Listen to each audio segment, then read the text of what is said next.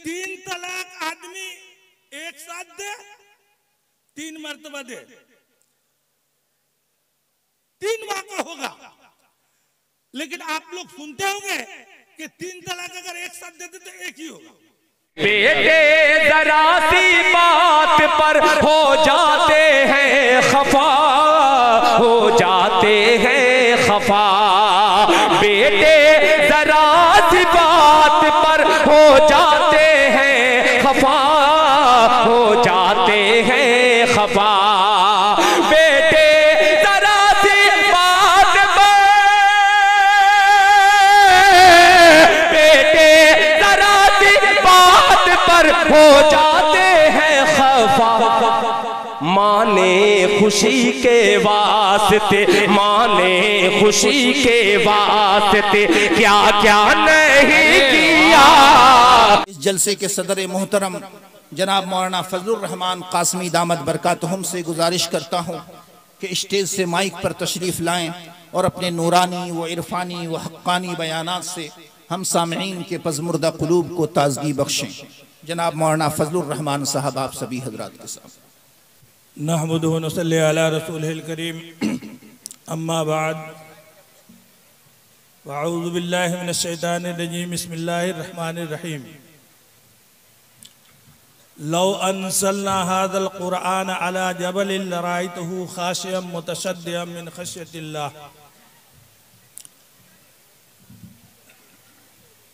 मेरे भाइयों बुजुर्गों दोस्तों, हम लोगों के दूर से आए हुए मुक़र्रिरीन हज़रात आ चुके हैं, उनका बयान सुनने के लिए आप लोग आए हैं। हम सिर्फ आपसे 5-10-20 मिनट टाइम लेंगे, उसके बाद छोड़ देंगे, इसलिए बहुत इख्तिसार से हम बोलना चाहते हैं कि अल्लाह ताला ने नबी करीम सल्लल्लाहु अलैहि वसल्लम पर इस कुरान को नाजिल किया।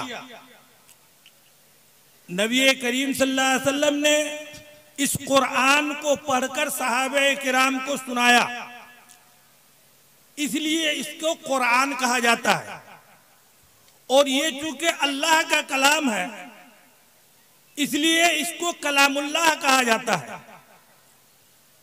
तो ये कुरान का 3 नाम है, एक कलाम पाक, कुरान शरीफ और किताब मुबीन। कलाम पाक इसलिए कहा जाता है कि यह अल्लाह का कलाम है, और कुरान शरीफ इसलिए कहा जाता है कि नबी करीम सल्लल्लाहु अलैहि वसल्लम पर यह कुरान नाजिल हुआ। अब कुरान का नाजिल होना इतना वजन बोझल भारी भरकम है कि अल्लाह ने कहा कि अगर इस कुरान को हम किसी पहाड़ पर नाजिल करते तो वो पहाड़ रेजा रेजा हो जाता। ख़ाशिअम मुतशद्दिअम मिन ख़श्यतिल्लाह। अल्लाह के कलाम को बर्दाश्त करने की उसके अंदर कुव्वत नहीं है। इसी तरह डायरेक्ट इंसान को भी इस कलाम को बर्दाश्त करने की कुव्वत नहीं है। तो अल्लाह ताला ने इस कलाम पाक को नबी करीम सल्लल्लाहु अलैहि वसल्लम के क़ल्ब अतहर पर उतारा। इसलिए नबी करीम सल्लल्लाहु अलैहि वसल्लम पर जब वही नाजिल होती थी, अगर वो किसी सवारी पर बैठ के रहते थे तो वो ऊँटनी सवारी बैठ जाती थी। ठंडक के महीने में नबी करीम सल्लल्लाहु अलैहि वसल्लम पर जब वही नाजिल होती थी तो पसीने से सराबोर हो जाते। इसलिए ये खुदा का कलाम बहुत ही अजीम और बहुत ही भारी भरकम है। तो नबी करीम सल्लल्लाहु अलैहि वसल्लम जब कुरान करीम नाजिल होता तो कुरान करीम नाजिल होने के बाद जल्दी जल्दी पढ़ना चाहते थे ताकि याद कर लें, हमें उम्मत को सुनाना है। तो अल्लाह ताला ने कहा कि आपको जल्दीबाजी करने की जरूरत नहीं है। इन्ना अलैना जमअहु व कुराना, कुरान को इकट्ठा करने की और दूसरे तक पहुंचाने की ये मेरी जिम्मेदारी है। तो नबी करीम सल्लल्लाहु अलैहि वसल्लम उसके बाद सिर्फ फिक्र नहीं करते, कुरान को को सिर्फ सुना देते थे और सहाबे किराम इसको याद कर लिया करते थे। नबी करीम सल्लल्लाहु अलैहि वसल्लम जब दुनिया से गए, कुरान किताब की शक्ल में नहीं था, हदीस की कोई किताब नहीं थी। नबी करीम सल्लल्लाहु अलैहि वसल्लम जब दुनिया से गए तो हदीस न कुरान कोई भी किताबी शक्ल में नहीं थी। नबी करीम सल्लल्लाहु अलैहि वसल्लम सहाबे किराम को छोड़ दिया, जो चलता फिरता कुरान थे, चलता फिरता हदीस थे। इसी तरह एक जमाना गुजरा। नबी करीम सल्लल्लाहु अलैहि वसल्लम के दुनिया से गुजर जाने के बाद हज़रत अबू बकर सिद्दीक रज़ियल्लाहु ताला अन्हु का वक्त आया तो एक शख्स मुसल्लमा कज़्ज़ाब, वो अपने नबी होने का दावा किया, उसके मानने वाले कुछ हो गए। हज़रत अबू बकर सिद्दीक रज़ियल्लाहु ताला अन्हु ने जिहाद के लिए, उनकी सरकोबी के लिए सहाबे किराम को भेजा। उसको जंगे यमामा कहा जाता है। उनको जदोकोब करके उनको खात्मा कर दिया। लेकिन जब फतहयाब होकर सहाबा किराम वापस हुए, उस जंगे यमामा में 1200 सहाबे किराम शहीद हुए और उन 1200 में 700 हुफ़ाज़ और 100 कुर्रा थे। जब जंग से वापस आए, इतनी बड़ी तादाद की शहादत। नबी करीम सल्लल्लाहु अलैहि वसल्लम अपनी जिंदगी में 27 गज़वात जंग किए। किसी जंग में 100 से ज्यादा सहाबे किराम शहीद नहीं हुए, लेकिन इस जंग यमामा के अंदर 1200 सहाबे किराम शहीद हुए और 700 हुफ़ाज़ व कुर्रा थे। तो हजरत उमर फारूक रज़ियल्लाहु ताला अन्हु को फिक्र लगी कि यूं ही अगर हुफ़ाज़े किराम दुनिया से गुजरते जाए तो कुरान सिखाने वाला नहीं रहेगा, कुरान महफूज नहीं रहेगा। तो हजरत उमर फारूक रज़ियल्लाहु ताला अन्हु ने अबू बकर सिद्दीक रज़ियल्लाहु ताला अन्हु को कहा कि हे अमीरुल मोमिनीन, आप कुरान को लिखने की मकतूबी शक्ल में करने की आप कोशिश हुक्म दीजिए।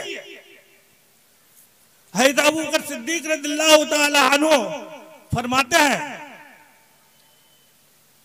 कि कैफ़ अफ़अलहु, मैं उस काम को कैसे करूं जो नबी करीम सल्लल्लाहु अलैहि वसल्लम के जमाने में नबी ने नहीं किया। लेकिन हज़रत उमर फारूक रज़ियल्लाहु ताला अन्हु मुस्तकिल दरखास्त करते थे। अबू बकर सिद्दीक रज़ियल्लाहु ताला अन्हु कहते हैं, माज़ाला उमर युराजिउनी हत्ता शरह अल्लाहु सदरी, कि अल्लाह ताला ने, हज़रत उमर हमको बार बार कहते रहे, अल्लाह ताला ने मेरे सीनों को खोल दिया कि उमर जिस चीज की चाहत करते हैं वो चीज करना जरूरी है।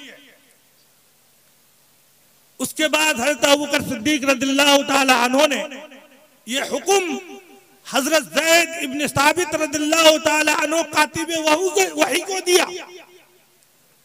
उन्होंने भी वही सवाल किया, लेकिन बाद में हज़रत ज़ैद इब्न साबित रज़ियल्लाहु ताला अन्हु ने कहा कि हज़रत अबू बकर ने जो हमको हुक्म दिया, मेरे दिल के अंदर उसकी जरूरत अल्लाह ताला ने डाल दिया। उसके बाद हज़रत अबू बकर सिद्दीक रज़ियल्लाहु ताला अन्हु ने किताब की शक्ल में करने के लिए जो सहाबे किराम कातिबे वही थे, जो कुरान को लिखने वाले थे, हड्डियों पर लिखा हुआ था, तख्ती पर लिखा हुआ था और किसी चीज पर लिखा हुआ था, तो हज़रत अबू बकर सिद्दीक रज़ियल्लाहु ताला अन्हु उन लोगों को जमा किए और कहे कि जिसके पास जो आयत हो वो लाए और उसको जुबानी भी हो उसके लिए दूसरी शर्त यह है, वो जो लिख रहा हो नबी करीम सल्लल्लाहु अलैहि वसल्लम से, उसका लिखने की कोई शहादत देने वाला मौजूद हो, एक खुद हो, उसके साथ साथ जिस वक्त वही नाजिल हो रही थी उस वक्त फला आदमी ने लिखा तो उसके गवाही देने वाला एक मौजूद हो। खैर, इस तरह से कुरान जमा हुआ। जब कुरान जमा हुआ, सहाबे किराम ने इसको जमा किया। अल्लाह के कलाम में कोई शक नहीं है, रसूल के पढ़ने में कोई शक नहीं है, रसूल मासूम होते हैं, लेकिन ये कुरान जो जमा किया सहाबे किराम के जरिए से, जिसके मुताल्लिक अल्लाह इनके जमा करने से पहले कह चुका था, ज़ालिकल किताब ला रैब फीह, कि सहाबा ने जो इस किताब को जमा किया है इसके अंदर क़यामत तक शक की गुंजाइश नहीं है।